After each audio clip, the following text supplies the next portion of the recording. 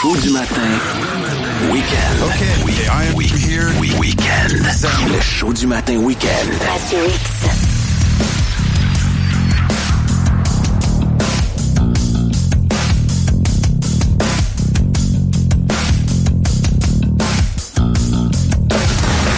Il est 8h02. Il est en studio, en pleine forme, avec le teint basané. Mathieu Thomasin, comment ça va? Ça va super bien. Ouais, ça va aller On mieux. va ouvrir mon micro. Moi, ouais. c'est bizarre, mon bouton est enfoncé. Ouais, mais c'est lui qui l'avait pas lu, c'est pas grave. Ouais. Que ce soit la faute de quelqu'un, tu sais. Mais non. On mettra pas la faute sur Doom. Doom, c'est le bon gars. C'est à cause de la gang. C'est à cause de l'heure, ça. Ouais, mais là, on commence à mettre pas mal de choses sur le dos de l'heure. Ah Moi, ouais? je m'excuse, là, mais moi, je reviens d'une partie... Hey, non, mais je te regarde. Quand t'es rentré dans le studio, je te l'ai dit. Je dis, écoute, t'arrives-tu du sud? Non, j'arrive pas du sud, justement. J'arrive basané, ça a pas de bon de sens. l'ouest du Montana, de Yellowstone. On est allé au snowshoot des manufacturiers de motoneige. C'est quoi exactement le snowshoot? C'est des essais de motoneige au grand complet. C'est les 4 grands manufacturiers qui sont sur place et qui disent, voici les clés, va t'amuser dans un paysage paradisiaque, tout simplement.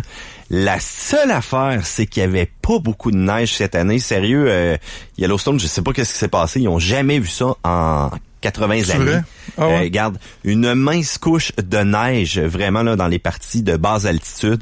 Pour avoir une neige intéressante, il a fallu vraiment qu'on monte dans les hauteurs de 10 000 pieds. Et le soleil, tout simplement, la réflexion sur la glace, sur la neige, m'ont donné ce beau teint basané, comme si j'avais été dans à peu le sud. près, Yellowstone, là, j'arrive pas à me situer. Du côté là. du Montana. Donc, Okay. ça touche vraiment Okay. le côté Idaho, le côté Montana. Donc, ça touche plusieurs États. C'est vraiment une chaîne de montagne qui est extrêmement élevée. Les fameux geysers, le Old Faithful OK. qui est là. C'est le plus vieux Ça parc marche. aussi national du côté des États-Unis. Oui, c'est vrai. Hey, écoute, tu voulais me parler d'une bagnole qui a du millage, ma foi.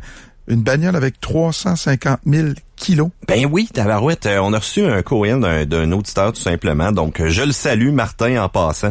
Est-ce que c'est possible de nos jours d'avoir un véhicule qui Oui. dépasse le cap des 200 000 kilos? Absolument, et plus. Oh oui. Oui, et plus, effectivement. Donc, Martin réussit ça avec son Honda Accord. On entend souvent le côté japonais qui revient Ouais, avec une longue... un Honda, surprenant. Oui, effectivement. Donc, 350 000 kilos. Sérieusement, les petites réparations qu'il a mis là de ce côté-là, c'est vraiment très mineur. Mais je dois te dire que tu mets de l'huile, tu mets des breaks, tu changes la batterie, quelques joints tout simplement, là, parce qu'on sait, on a des routes qui sont assez maganées à Québec. Et à partir de là, ben, il n'y a pas de problématique. Si vous faites attention avec votre véhicule, ça va être possible, mais ça demande de l'entretien. Il y a un de mes chums, par contre, écoute bien, il y avait, lui, un modèle Volkswagen, puis il avait fait le million. Le million. Ouais. Volkswagen, du côté diesel. Ça fait longtemps, là, de ça. Il était-tu turbo diesel? Je sais-tu, moi. C'est méchant détail. Tu sais, le gars de char est vraiment précis. Il était-tu diesel? Je sais pas. Mais- Ça avait un volant puis 4 roues puis ça roulait, mon homme. Ouais, non, ça j'en doute pas. Dans les années un peu 90, en tout cas, Peut-être, les ouais, fin motorisations 80. exact, diesel, là, tu voyais du 300 000, 400 000, 500 000 kilos, 600 000. Les gars les mettaient sur les packs, les petites annonces, et voilà, ça partait comme des petits pains chauds. Le monde se tirait là-dessus, littéralement, là, ces turbo diesel, là. Puis ça, je suis pas du tout étonné que ça l'ait fait autant de millage. Écoute, c'est tough, là. Ben oui, c'est tough. On le sait, Tu là. feras plus ça avec une voiture aujourd'hui. Là. La voiture que tu nous parles, c'est quoi le Honda Accord? Quoi, il y a quelle année, à peu près? C'est un 2004 pour celui-là. Fait que c'est quand même pas si pire. Il y a à peine 11 ans, là, si on veut, là. Mon Je suis Dieu, donc rendu, il a moi, roulé au bout. Je suis rendu à 200 000 kilos, moi, avec ma voiture en 2001. C'est Ouais. quand même Ça, bon. ça tient, ça C'est tient. ouais, un morfleur en Lentement. moins puis 2 portes en Mais moins. Ça ouais. roule pas pire, ton affaire, pareil. Cette semaine, Laurence voulait attirer l'attention. Le moyen qu'elle a trouvé, c'est on met le silencieux à terre, tout simplement. Ben, tout simplement, le Mieux que ça, Mathieu, elle se promenait avec le silencieux sur la banquette arrière. Tu sais. Tu voyais le bout. T'es pas sortait. sérieuse. Ben, Ben j'ai ouais, pas elle le choix. descendait du Saguenay avec ça. Ben, ben non, pas du Saguenay, pour mettre les trucs au clair, je suis partie à Sherbrooke dimanche dernier. OK.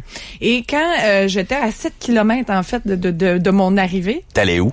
j'allais voir ma sœur. Quand j'étais à 7 kilomètres de mon arrivée, finalement, ben, à un moment donné, ça se fait comme à sonner, comme son de bateau, tu sais. Kekling, Puis il faut dire que je roule en Honda CR-V, j'ai quand même un gros véhicule, donc quand Non, ça... quand- un petit SUV non, non, mais je veux dire, oui, mais je veux dire, c'est, tu sais, quand le muffleur plante, c'est pas comme si le muffleur de ton écho venait de planter, là. Non, tu sais. c'est sûr. T'as quand même une bonne longueur Fait qui que va là, traîner ça à se met à terre. sonner, puis je me dis, qu'est-ce qui se passe? Ça, là, j'allume pas tout de suite, tu sais, je roule. Finalement, Là, il y a pas de lumière qui allume, fait que je finis par comprendre que c'est fort probablement le muffler ou le silencieux. Je laisse la voiture dans la cour. Le lendemain matin, je fais le tour du char avant de partir et je me rends compte que mon muffler pendouille à l'arrière de mon véhicule. Laissait une belle traînée de flamèche là sur l'asphalte. Là, mais il touchait pas par terre. Là, il y avait encore deux, quand même. Il y mais avait tu trouvais pas que ça sonnait bizarre un peu? Ben oui, je savais que ça sonnait bizarre, mais l'an dernier, j'avais fait souder mon catalyseur, donc je pensais simplement que mon catalyseur avait fendu encore. Finalement, il a fallu enlever le muffler et j'ai fait Sherbrooke, Québec sans muffler. Okay. Alors, j'en avais plus de Honda, mais un bateau aussi. Tu sais que t'aurais pu avoir une contravention avec ça. Hein? Oui, mais je m'en allais directement au garage. Fait que j'avais une bonne raison. Il m'aurait donné un avis de 48 heures. J'aurais fait les yeux d'eau puis j'aurais fait réparer ma voiture qui est réparée maintenant. Le fait que tu es une femme, donc automatiquement, quelques larmes, quelques cris de détresse, un petit... Quoi? Non, moi, je suis pas capable de la faire. femme aujourd'hui. Faut que tu fasses attention dans tes propos. D'accord, ok, désolé. Ouais. Donc, le Sois charme pas inné trop de macho. Laurence. Non, Laurence, ça nous a averti tantôt, là. Non, mais c'est vrai, écoute, Dominique. T'étais pas là. Hein? On a eu ses recommandations. Des gars comme nous autres qui se font arrêter, là, pour justement un muffler ou je sais pas moi, n'importe quel bagage. Une lumière brûlée. Nous autres, on paye littéralement. Ouais, ouais. Non, Arrive, ils sont les papiers. indulgents, normalement. Puis il y a des choses qui passent, puis il y a d'autres choses qui passent pas. Comme par exemple, si tu te promènes avec ton auto, puis t'as le muffler sur la banquette arrière, ils vont rire de toi. Par contre, Laurence, tout est permis. Hein? Tout est permis. Ah Le ouais, elle se charme promenait inné. avec le muffler, tout le monde y envoyait la main. La belle Laurence avec Ah, la ben, bête c'est ça. d'échappement sur son banc. Hey, on parle d'un modèle intéressant cette semaine. En fait, la fameuse Mazda 2. Oui, Mazda 2. La nouvelle 2016, qui est de retour, mais avec un lancement retardé. Comment ça? Ben oui, effectivement, je vais juste clarifier un petit peu le point. On a essayé l'ancienne version pour justement mieux apprécier la nouvelle qui était supposée d'arriver justement cette année. Mazda nous envoie un courriel, nous dit, désolé, ça va être retardé à l'année prochaine. Qu'est-ce qui se passe de ce côté-là? Donc, on l'attendait beaucoup parce qu'écoute, la version qu'on a présentement, nous, on l'a depuis 2011 et depuis 2007 du côté japonais, cette petite Mazda 2-là. Fait que le côté japonais, des fois, qui changent pas trop leur véhicule, qui retardent. Puis justement, pour 2014-2015, la version qu'on avait, était échangée. On vise surtout les jeunes, les petites familles là qui veulent un véhicule secondaire avec ça, les citadins, le côté urbain qui désire vraiment se faufiler entre les stationnements intérieurs comme ceux-là extérieurs. Donc, c'est une petite voiture aussi qui va être extrêmement populaire auprès de la clientèle étudiante, si on veut. Là. Écoute, c'est les petits véhicules, il y a tellement aussi de compétition là, sur le marché. Donc, en passant, juste une petite parenthèse comme ça, si vous voulez voir la nouvelle édition, est justement au Salon de l'Auto, on pourra en reparler tantôt. Nous, on a essayé l'ancienne. Quand on regarde à l'extérieur, c'est vraiment une petite voiture à haillons. C'est pas gros. Ouais, Non, c'est pas gros, effectivement. Puis on s'entend qu'un gars qui arrive avec ça, c'est pas le véhicule le plus viril. OK? Ouais, c'est On ça. s'entend? Ouais. Okay. Boum. Ouais, mais fais attention, je te répète, fais attention, c'est la Journée internationale de la femme. Mais vous me Là, connaissez. tu parles de virilité, là. Vous me connaissez là-dessus. C'est fait tout en courbe. Allons-y avec un terme un peu plus intéressant. La calandre est quand même encore souriante. C'est typique à l'ancienne génération aussi des Mazda 3. L'effort est lancé à l'avant. Sur le côté, c'est vraiment des petits trous. Même les pneus de 185, 55, 15. Attention aussi à la dimension. Elle est plutôt coûteuse en pneus d'hiver. Ça va être quand même possible de descendre en 14 pouces si on veut. À l'arrière, les phares sont petits. C'est rien d'extravagant. Comme je mentionne, le look est identique depuis 2007. Ça fait presque 10 ans pour un modèle. Vite du changement, on attend ça. Là, c'est sûr, Dom, tu le regardes. Je présume que tu t'attends à un intérieur qui doit être un peu particulier quand tu regardes une petite citadine comme ça. Ouais, c'est ça. Malheureusement, c'est simple comme se veut une petite Très citadine. de base, ouais. Ouais, c'est de base. Le tableau de base, c'est simple, mais c'est efficace. On utilise aussi des teintes de rouge là pour éclairer la nuit. Les sièges avant sont quand même confortables. Même deux gars avec un gabarit comme on a, d'où on s'assurait, puis il n'y a pas de problématique. On serait peut-être un petit peu proche là du côté épaule, là. Mais l'arrière, là, faites attention, c'est pas facile. Si vous avez dépassé le cap de l'adolescence puis d'éclatement de boutons là, devant le miroir, ça risque d'être assez restreint. C'est peu technologique. C'est un voyage plate aussi, là. Mettons que tu tapes Québec-Montréal, Ouais, assis en arrière là-dedans. Ça a vraiment une vocation un peu plus urbaine. Ouais. Puis ce qui me surprend un petit peu, ça n'a pas d'écran tactile ou encore de connectivité Bluetooth. C'est un must en 2015. Même la version de base comprend uniquement un radio 2 haut-parleurs. La version d'essai là, qu'on avait cependant, là, qu'on prenait une chaîne qui était quand même assez convenable là, avec 6 haut-parleurs. On sauve un peu la mise avec une prise USB puis une entrée auxiliaire là-dessus. Parle-nous un petit peu du moteur. C'est quel genre de moteur qu'il y a là-dedans? Ça, automatiquement, petite voiture, petit moteur. On joue beaucoup dans les motorisations qui sont sous 2 litres lorsqu'on va justement dans ces types de bagnoles-là. On a un petit 4 cylindres d'1,5 litres, sans force, 98 livres de couple. Lorsqu'on approche de la révolution maximale du moteur, c'est pas désagréable à l'oreille comme certains autres. On peut avoir une 5 vitesses ou une bonne vieille automatique 4 vitesses qui commence à faire sentir son âge, mais qui demeure quand même fiable, puis qui va demander aussi peu d'attention d'entretien. Oublie pas, aujourd'hui, ça évolue tellement, on a tellement de contrôle électronique dans tous les véhicules, au niveau de la transmission, au niveau de la motorisation. Écoute, cette automatique-là, oui, elle fait son âge, elle va voler un peu d'économie d'essence, mais quand même, on va avoir une certaine fiabilité de ce côté-là. Puis ça, c'est important parce que là, regarde, je sais pas encore le prix, là, on va se diriger vers ça tantôt, mais évidemment, si c'est un premier véhicule, peut-être pour un jeune, un étudiant ou quoi que ce soit, ça se doit d'être fiable, bien sûr, pour pas être rendu au garage tous les mois. Là. On veut pas de muffleur qui tombe, on veut pas de problème, effectivement, on veut que le véhicule continue, on veut mettre un minimum aussi d'entretien à l'intérieur parce que souvent, c'est des véhicules qui sont donnés aux jeunes, puis qui doivent entretenir avec leur petite job étudiante. Donc, papa, des fois, paye pas tout. Donc, c'est pas nécessairement évident. Du côté comportement routier, là, malgré le manque d'équipement là, contre la compétition, on se démarque avec une agilité, puis un feeling de conduite plus intéressant que la moyenne. Donc ça, c'est quand même à son avantage. Et là, quand même, petite allure sport. C'est ça, exactement. Le freinage est correct, malgré les tambours à l'arrière, mais ça encore là, ça coûte très peu d'entretien, puis on fait des milliers de kilomètres sans avoir à toucher à ça. Puis on arrive à bien positionner le véhicule lors de manœuvres un peu plus directives, si on veut. L'économie d'essence, ça se gâche un petit peu. On a une économie d'essence des années 2007. Ça, c'est pas évident. Donc, 7,1 en ville. Écoute, on n'a pas de chaud moteur depuis 2007. Fait que nous autres, de notre côté, puis là encore là...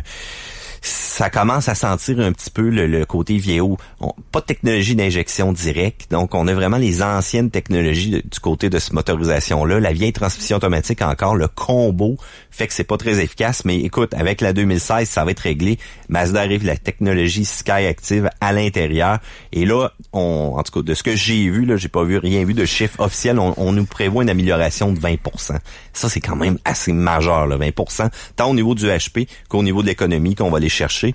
Donc 7,1 en ville, 5,8 sur la route. En réalité, c'est beaucoup plus du 6,9 sur route que j'ai fait, puis du 8,4 en ville. Ça me déçoit un petit peu. Ça devrait, regarde, écoute, là, ça devrait être plus économique que ça. Ça devrait être plus économique que ça. Faut dire que j'ai Ils sont pas en train de manquer le bateau, là. Je veux dire, c'est pour ça qu'ils changent de là. C'est ça, exact. Puis ça, le changement, c'est bienvenu. Mais tu sais, écoute, si on s'en va en version manuelle, on va être capable de retrancher 1,5 environ, encore une fois, selon la conduite. Puis automatiquement, je te l'ai dit, lorsqu'on va vers une manuelle, on sauve beaucoup de bidou aussi sur la facture. Je vais te donner ça tantôt. Du côté garantie, c'est extrêmement avantageux pour les modèles 2015 car faut pas oublier que Mazda offre une garantie illimitée côté kilométrage. Comment tu dis ça? Illimité. Illimité. Okay, oui, illimité. Oublie ça. Tu vas avoir ton véhicule. Si t'es le genre de gars qui roule 45 000 km par année, on le sait, tu faisais 2 années puis c'était terminé pour ta garantie. T'étais déjà rendu à 90 000 kilos. Puis, veux pas, des fois, c'est un peu tannant rouler de pas de garantie. Mais là, avec Mazda, ils ont résolu la problématique. Puis ça, c'est quand même extrêmement intéressant. Faites attention, cependant, au modèle 2014 que vous achetez. Discutez avec votre vendeur, car c'est uniquement sur les 2015. Fait que là, on est comme un peu dans une période entre deux. La Mazda 2 devait changer pour arriver là pour cette année. Là, est-ce qu'ils vont s'en aller dans cette direction-là? Je crois que oui, ils n'auront pas le choix. Donc, ça va être quand même assez intéressant. Ils n'auront pas le choix. De toute façon, ils vont se faire ramasser d'aplomb par la compétition, là, c'est clair. Ah, ça, c'est clair, effectivement. Ouais. Ça, c'est un gros avantage. Il faut absolument qu'ils donnent ça pour ce véhicule-là, même s'ils font pas de production 2015 parce que l'autre était prévu. Ben, c'est sûr qu'ils vont l'annoncer là, comme un modèle de cette année-là. Faut qu'ils mettent ça de l'avant, ils n'ont pas le choix. Oui. La grosse question? Oui. Ça vaut combien? Ça vaut combien? Ben écoute, il y a 2 modèles, le GX et le GS. Du côté GX, on commence à 15 945 $. On voit le côté japonais qui est un peu plus cher en partant que d'autres véhicules. On compare souvent aux Coréens bien équipés. Ils arrivent avec beaucoup plus d'options. Là, surtout que la voiture est un petit peu vieillissante. Si on y va vers le modèle GS, on a des roues d'alliage de 15 pouces, l'aileron de toile, les rallonges de longeron, l'hétérosport, les phares anti-brouillard, 6 haut-parleurs, l'embout d'échappement chromé. Ça plaît bien à Laurence. Et là, attention, si on y va avec une version automatique, on peut se rendre jusqu'à 20 000 $. Oh, on se calme là-dessus. Allez-y avec un GX. Prenez la version manuelle, vous allez sauver encore un 1500$ aussi par rapport à l'automatique. Puis si vous savez pas chauffer manuel, ben apprenez-le et vous allez sauver de l'argent. Ce qui est intéressant aussi de ce temps-ci, c'est qu'on a du 0% là par rapport au taux de financement. Donc ça, c'est quand même 20 000 piastres quand même pour ce modèle-là, je sais pas. Ouais, ben là, 20 000 piastres, c'est vraiment le modèle full équipe automatique. Ouais, on s'entend, mais je te donne le point, Dominique. Moi, ce que je vous recommande, c'est de rester dans les versions à 15 et 17 000 selon votre choix là, de transmission. Puis à partir de là, vous allez avoir un véhicule qui va être fiable, un petit plaisir de conduite, une garantie limitée par rapport au modèle 2015. Puis ça, vous allez être capable de très bien vous en sortir avec ça. On a un petit peu de temps encore. Mathieu, tu voulais nous parler de la Mitsubishi Outlander 2016. Ben oui. Mais là, on parle de quoi? C'est-tu plus une caravane? C'est-tu plus un SUV? J'adore ton point. C'est un très bon point. Quand tu le regardes, qu'est-ce qui fait que c'est une caravane ou un SUV? Tu regardes le véhicule, surtout de la partie arrière, là, puis tu te dis, ouais, c'est une caravane, ça. Puis tu t'en vas sur le côté, ben là, ça fait un peu plus SUV. Donc, un SUV va être beaucoup plus surélevé par rapport au sol. Il va avoir des portes tout simplement qui s'ouvrent, standard, tandis qu'une caravane va avoir vraiment une porte coulissante. Et une caravane va être capable d'accepter beaucoup de passagers, exactement comme ce Mitsubishi Outlander-là, qui est à ses places. Le style est particulier, ça fait pas l'unanimité, voire l'unanimité de la masse. De mon côté, je suis un peu impartial là-dessus. Là, c'est pas un des pires designs, mais ça vient pas me chercher nécessairement. Pour la dernière version, la grille avant a été retouchée, c'est unique pour le véhicule, mais on semble pas faire un design commun du côté de Mitsubishi. Tu regardes la Lancer, elle a un style qui, en passant, c'est aussi encore une fois japonais, qui étire le véhicule. Puis là, on s'attend du changement avec la Lancer, on commence à avoir hâte parce que c'est très... Ça commence à être vieillot. On regarde la Mirage, on regarde la Mi-F, c'est aucun style qui va se chercher. Quand on regarde du côté de la compétition, un peu comme Hyundai, mais tu vois, ils vont tous chercher un peu la même calandre avant, les mêmes formes, les mêmes sculptures. Puis ça, il faudrait que Mitsubishi ait se chercher cette identité-là. Le reste, le côté, les jantes sont quand même assez stylisées. Le derrière, probablement inspiré de toutes les caravanes là, des années 2000. On repasse là-dessus. L'intérieur, c'est un SUV compact qui en offre pas mal, 7 passagers. On a un excellent système de son, sonorité puissante avec 9 haut-parleurs. On a un bon caisson de base de 10 pouces, donc si tu veux craquer le volume de ton rap party, Doom, tu vas voir, tu vas être le papa le plus hot en ville, ça c'est sûr, avec une sonorisation de même, climatisation 2 zones, détection d'angle mort, avertisseur de collision, c'est quand même très bien. L'écran à demi tactile, c'est complètement bondé cependant de petits icônes, puis c'est carré là pour la sélection, mais on a quand même beaucoup d'espace, on parle de 1792 litres là, quand les banquettes sont baissées. Le moteur quand même assez puissant, ça là? Oui, un 3 litres, 227 forces, 215 livres de coupe. Même, on a l'impression que c'est encore plus fort quand on est en arrière du véhicule. On a une sonorité qui est intéressante. Laissez de côté le 4 cylindres, 166 forces, 162 livres de coupe. C'est pas très, très intéressant. C'est un peu juste pour le gabarit du véhicule. On a une transmission 6 vitesses avec des palettes au volant, mais bon, on s'en sert pas mal peu. Du côté comportement routier, c'est des bonnes accélérations, c'est un petit peu de bruit de vent cependant puis de moteur, mais c'est pas si pire. On va avoir un bouton éco aussi qui nous permet de réduire automatiquement les accélérations. Puis le débit d'air du climatiseur. Vous vous rappelez, je vous disais que le climatiseur est une pièce aussi qui consomme de l'énergie. Donc ça va optimiser aussi la consommation de carburant en réduisant un peu, là, en appuyant sur le bouton éco, ça réduit son effet, là, si on veut. La traction intégrale aussi, il y a un très bon système appelé le SAWC, donc le Super All-Wheel Control du côté de Mitsubishi qui est quand même très bon. Puis écoute, il y a souvent là des concessionnaires, souvent des compagnies aussi qui se vantent des mérites avec une garantie épouvantable. Oui. Mitsubishi se vante d'avoir une garantie de 10 ans, mais c'est-tu vraiment 10 ans? Oui, c'est vraiment 10 ans.